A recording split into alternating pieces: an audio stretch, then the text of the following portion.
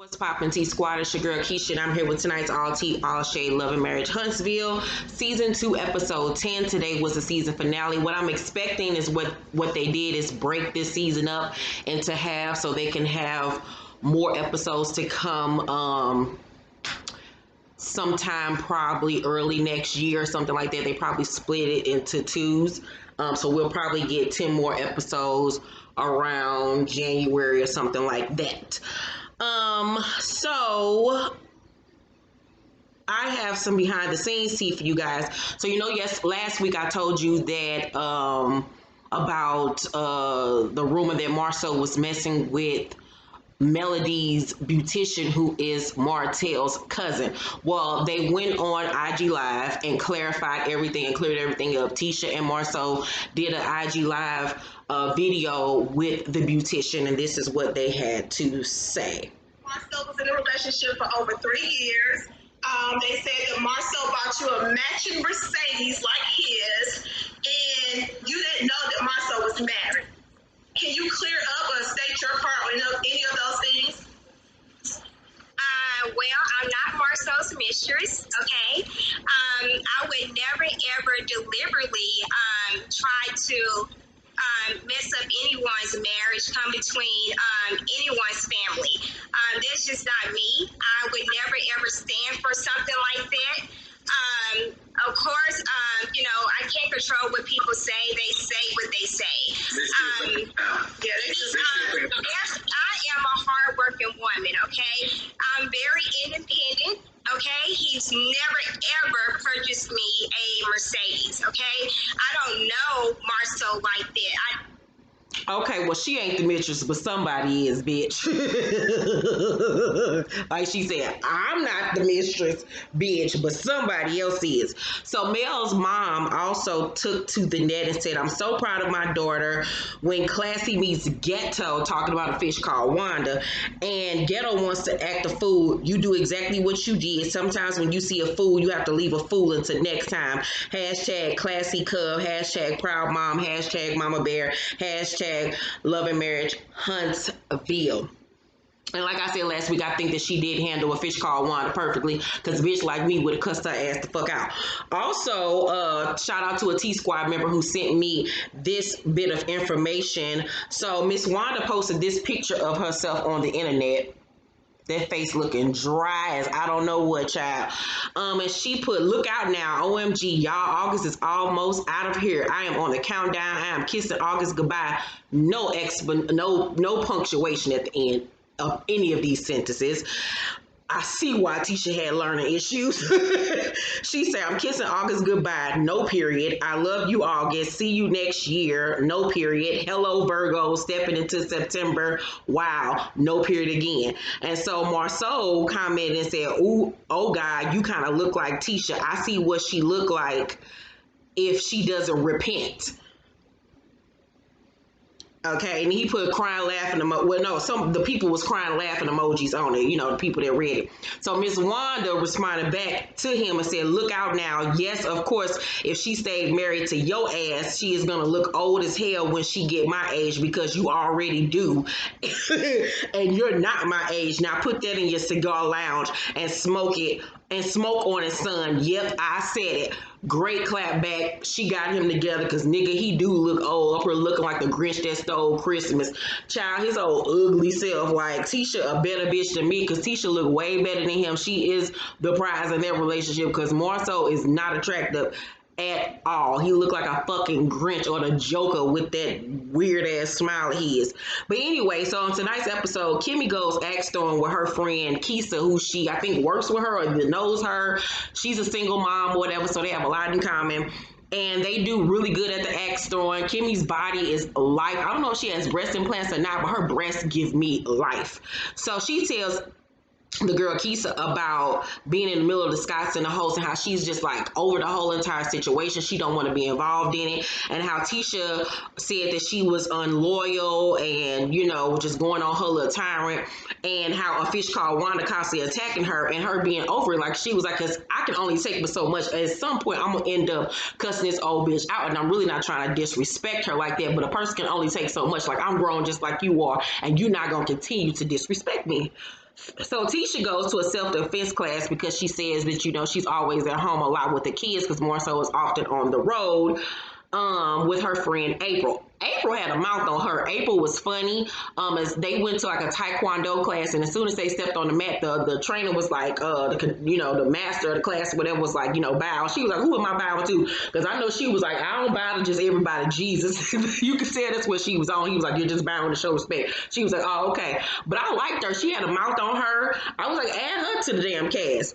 So April wants Tisha to sit on her panel of some bad and bougie but not broke event that she's having. Tisha's like, oh my God, like I've been doing so many events, but like, bitch, this is what you wanted. Shut up. So Tisha is scared to tell Marcel because she's going to have to go out of town for one night. And, he's been complaining about her doing too much.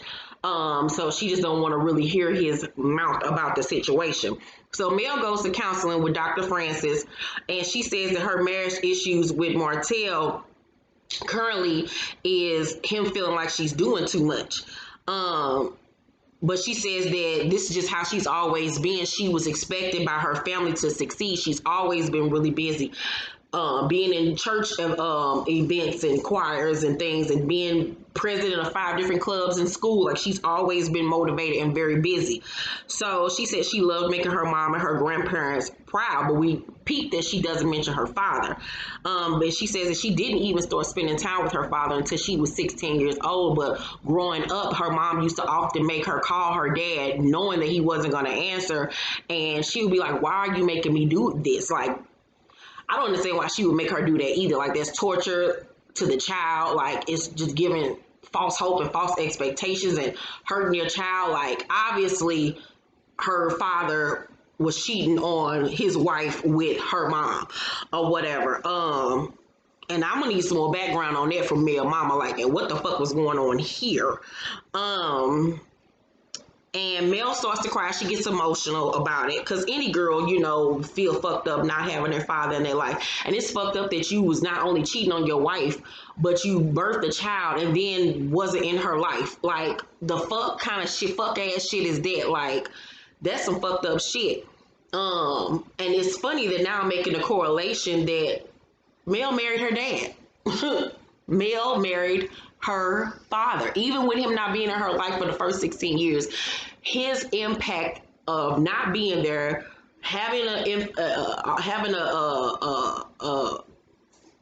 committing adultery in his marriage, she married her father. She married him up. Martell is her father. And now, the word on the curb is that he got Adrienne, the mistress, pregnant. Child, she married a motherfucking daddy. Girl, boom. So, she said she used to feel sad about the situation with her father. Because she didn't understand why he treated her that way. Like, she was innocent in the whole situation.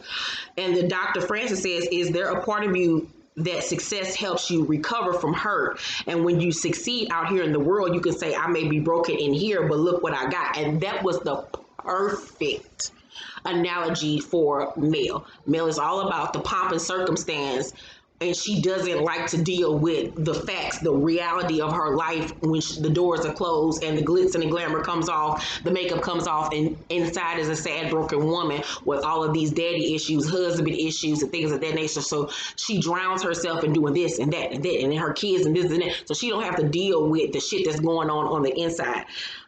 She, however, thinks that, her being a go-getter is just who she is, and not, it doesn't have anything to do with her father or Martell. I don't agree with that. I think that, yes, that is a part of her, but I also feel like her mother kept her in all of these groups and things to keep her busy so she wouldn't focus on not having a dad. So it all stems from that place of hurt with her. You know what I'm saying? So Dr. Francis says all of those things are what made Melody want to do maybe what you want to do, but all of those things could make you unavailable to your children. And then when they get to be an adult, they're going to tell you the same story you tell your dad. That triggered something in Mel. She was over the conversation. She was like, okay, Dr. Francis, I'm done with this conversation now. It was good. It was, great seeing you. I'm not about to cry no more. you could tell that triggered her. It touched a sore spot because she knows that a bit of that is true. I do think that Mel is a good mom, based off what we see on social media, but that doesn't really mean anything. I think that she loves her children and everything like that, and I think she wants the best for her kids. I think her and Martell are good parents from what we've seen. But as a mom, you do have to make sure that you are present for your children. The same thing goes for the father. So, Mel is at home getting all of her gowns and things together because she's going to give them away. And Martell asks she's going to slow down because it's taking her away from her family. He doesn't want her doing the play. I think that he doesn't want her doing the play because of what the play is about, honestly. Because this isn't taken away from the family financially, which has been his number one thing. Like all of these businesses and things that we're in, they're not making any money, but the play is another thing added to her plate. But like she said, I'm still doing things around the house that needs to be done. I'm still being attentive to the kids. I just think that he didn't want her to do the play because of the content of the play. She brings up him asking her for years, like what does she want to do with herself, and she told him, I wanted to do acting, I wanted to do hosting. Now that these things are coming to me, why aren't you supporting me? You know what I'm saying? I understood where she was coming from with that. So Martell says, I don't want you getting too busy that you're overlooking me and the kids. And she reminds him that she is there. She is doing things. Like, what more do you want from me? Like, the fuck? So she tells him about her session with Dr. Francis and how she realized that she stays busy so she won't think about being rejected or any other disappointments in her life. And you can tell that in that part right there that she didn't want to admit that to Dr. Francis, but she admitted it right here because she knows it was true. So he asks, did he add to any of that? And Mel says, with everything you put me through, and before I even read it, this was some of the realest shit Mel has ever said on the show. I remember season 1, she said some real shit that really spoke to me, and this was some real shit that Melody said. She said, with everything you put me through, it was up to me to make sure that I survived, and I did what I had to do to survive, because I realized through my situation is that at the end of the day, as a woman, you gotta have you can't be dependent on nobody else to have you. And that's the realest shit she has ever said, because at the end of the day, you can give so much to your family, your mother, your kids, your husband, but at the end of the day, they can all of them turn their backs on you. All of them will at some point disappoint you or not be there for you to pick you up when you fall. So at the end of the day, you have to have enough strength in yourself to be your own best friend and your own support system and your own cheerleader. And I honestly feel that Mel, at that point in their relationship, after the cheatation, the shit that came out on the show and everything that went on between them, her and Martell, you can tell that she was at that point in their relationship where she was there physically, but she was no longer there emotional, because I have been there. She had gotten to the point in their relationship at that point where she was probably just doing it for the kids and for the sake of the family and for the sake of the show, but emotionally she was not in it no more. She didn't give a fuck about catering to him, giving her all to him, because when she did, look at what he did to her. So why would I continue to pour my all into someone when I was doing it and you disregarded me and disrespected me in such a vicious way that I don't have anything else for you? You can tell that she checked out of the relationship. So the fact that they are where they are right now at present time, getting a divorce, living separately, she had already emotionally been there, and you can actually see that she's happier if you follow her on social media for it. But she was already out the door. She was already out the door mentally. So he's standing there looking like a child that's being reprimanded and giving her this look like, I'm tired of hearing this shit, because, he's just tired of it. He's over it. I'm the bad guy. Whoop-de-whoop. Like, he is just the worst. So he says for a year that she stopped doing stuff. And she was like, yeah, I stopped doing stuff when we was going through what we was going through, and I found out she was out here fucking other bitches. Yeah, I stepped back and I wasn't being head on with the business and everything. I'm going to let you handle that, since I got to do everything around this motherfucker. So, she also points out he can't keep treating her like a yo-yo. You want me to be the baddest bitch, then you want me to be a stay-at-home mom. Then you want me to be the baddest bitch running these business. Then you want me, like, you can't keep on trying to make me be whatever the fuck you trying to make me be. Like, what the fuck? And then also, it was a correlation that was made too with her mama keeping her busy with all of these activities growing up, and now her husband was the puppeteer of keeping her busy to not focus on me cheating. Her mama kept her busy to not focus on her father not being there and her mama being a mistress to some goddamn man. You see the correlation here? Like, oh my God, like Melody has to take control of herself and stop letting these people puppeteer her life so she won't have to be hurt or be cognizant of the bullshit that's going on in her life. So, Kimmy is having her voter registration event, and she tells Maurice that she was going to call Tisha to make sure they were okay. So why? Would you even fucking care? Like the way she came to you, bitch, I wouldn't give a fuck if y'all was okay. So Tisha Marceau and a fish called Wanda arrive as she's talking to Maurice about the situation. Her son kind of like mama, right here. And you can tell she was looking at him like, boy, if you don't shut the hell up. Yeah, I saw the little boy say, I'm sorry, mama. So then she gets a phone call. Oh no, before that. So Tisha walk up and she got on heels and stuff. And they like, where are you going in these heels? Like, you know, we're about to be walking in neighborhoods and stuff. She was like, oh, I didn't get that memo. Being real funny. Bitch, you knew what the fuck we was doing. Because Marcel was like, I knew. Like, how the fuck didn't you know? Like, being passive aggressive once again. Like, Tisha gets on my fucking nerves. So, Martell calls Kimmy and says he can't come because Scott's gonna be there. And he can't get past them filing that police report. And Kimmy was saying she was disappointed or whatever the case may be. But I was like, I wouldn't come neither if I was him. Like, at least he keeping that same energy because he didn't want them at the party. He didn't speak or whatever, even though I thought he was a bitch for saying that. They ain't speak to me, so now I'm mad. But keeping that same energy, when I said I wasn't going to be around them, I meant that shit. So, Mel and Destiny arrived to the event, and she ends up riding with Kimmy and Maurice, and they end up talking about Martell not coming, and Mel brings up, the whole police report thing and says that, you know, Marceau could not have felt that threatened if he came to our kids' party and this, and that, or whatever the case may be. And I agree with that. Because if you really felt that way, Tisha could have went to the party by herself. Wasn't nothing gonna happen to her. So Maurice says that he just wanted to have it on record. And Mel was like, you know what, I don't even know why I'm talking about this with you because you ain't the one that filed the police report. So let me just hush and you hush too. And I was like, exactly. Like, Maurice, shut the fuck up. So Kimmy pulls a fish called Wanda aside as they're doing the whole voter registration thing in the neighborhood and tells her thanks for coming and gives her a little forehead kiss, trying to be nice to the old bitch. And Wanda says that she don't like people having side conversations like Kimmy and Mel were at Tisha's event. Like, just because they was talking over to the side, what the fuck does that have to do with the price of tea in China? Like, why is your old ass so caught up in these kids to you bullshit? Like, it was cute season 1 when you was coming at Marceau, you know what I'm saying? We was here for it. But now that you getting caught up in the semantics of the show, you doing team too much. Like, you just want camera time at this point, and it's becoming obvious and annoying. So she tells Kimmy, was like, so now you mad because I'm having a conversation with Mel at the event? She was like, I don't like all that whispering. She was like, we weren't whispering. Like, what the fuck is you talking about? She was like, I just don't like it because it looked like y'all was talking about my daughter.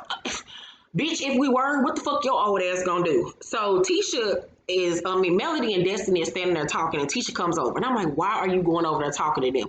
Yes, she gave you an olive branch, but that doesn't mean that she wants to be friends with you and wants to talk to you with these events. Like, stay the fuck away from her. But I'm guessing that the producers told her, go over there and talk to her and have a conversation. And Tisha did it. So Tisha asked Melody where her kids are. She was like, at home with their father.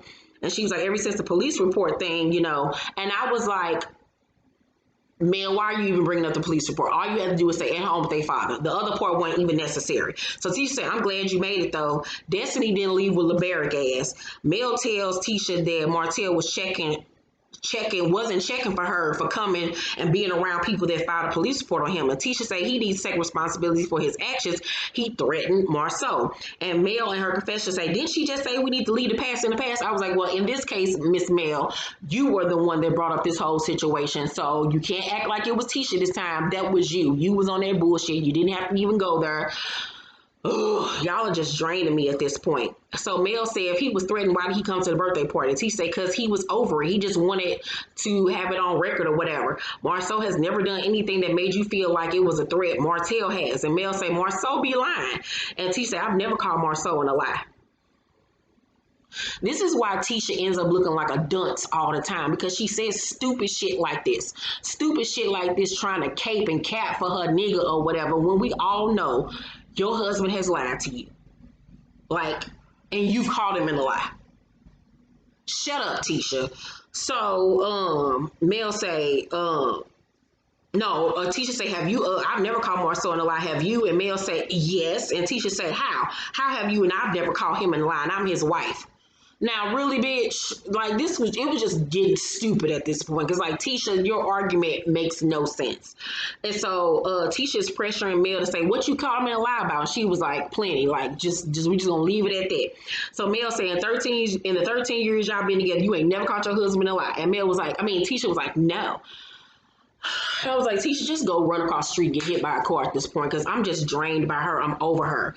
So Mel has sister Shalon comes over to the house, and if two people can be total opposites, they are total opposites. You know, Mel is this Barbie doll on the outside. She's all about the looks and the glamour of things and the weaves and this, that. And Shalon is more earthy, natural, dreadlocks, you know, look like she smoke herbs and diffuse the house with them little things. I can't even think of it, with the sage and shit and saying Nam Yo Horenge Kyo. She looked like one of them bitches. So she's the Mel's older sister. She's Mel's father's daughter.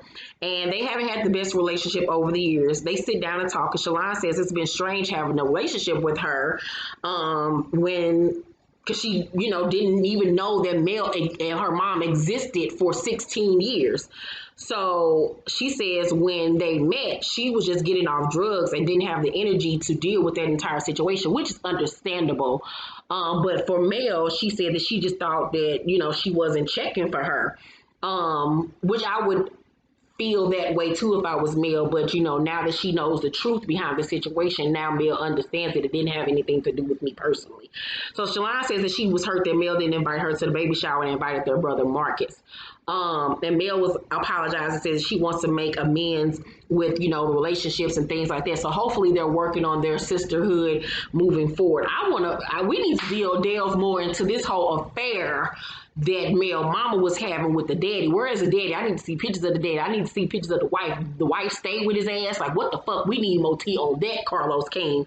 So Tisha calls April and tells her that she and Marceau talked while he was on the road or wherever, or while he was out of state, and he said that he feels alone and that he does everything on his own. I was like, girl, manipulation 101. That nigga wants you in the house so your ass won't be out here in the streets and end up running into that mistress that he really is fucking. That ain't nothing but mind controlling him, trying to make you feel guilty and guilt tripped your ass because you so fucking stupid and simple to stay the fuck home. So April doesn't want her to end up in the same situation that she was in because, you know, her husband was saying the same things to her and she wasn't really listening. Tisha says that she doesn't want to sacrifice her kids and her marriage. Tisha starts to cry or whatever because Tisha knows they have issues in their marriage.